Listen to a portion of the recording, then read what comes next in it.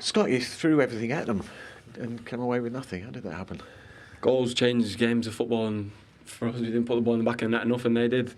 We dominated the first 20-25 minutes of the second half, and they go up our end of the pitch and score, which is about the way it's going at the minute. But as I say, there's a whole lot of problems in terms of players, staff, everything higher up. We need to concentrate with just what happens on the pitch. It's self-pride whenever we go on the pitch and nothing else. We don't need to worry about who's saying what or this, that or the other. It's pride when you go on the pitch. Give your best, everyone. Yeah, is that the message through the dressing room, or is it more complicated than that?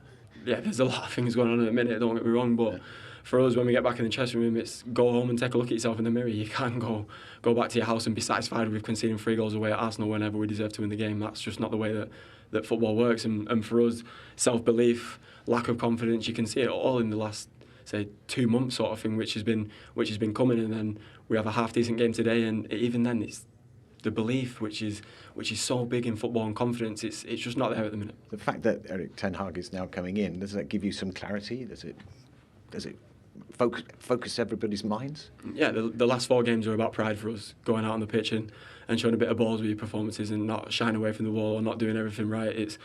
It's for us, we've got to finish as well as we possibly can do. But as I say, when the new coach comes in, we need to be ready for everything. We need to be so dialed in and concentrating on our jobs that we impress him, and then we can build from there. What do you think he will have seen today, Ten Hag?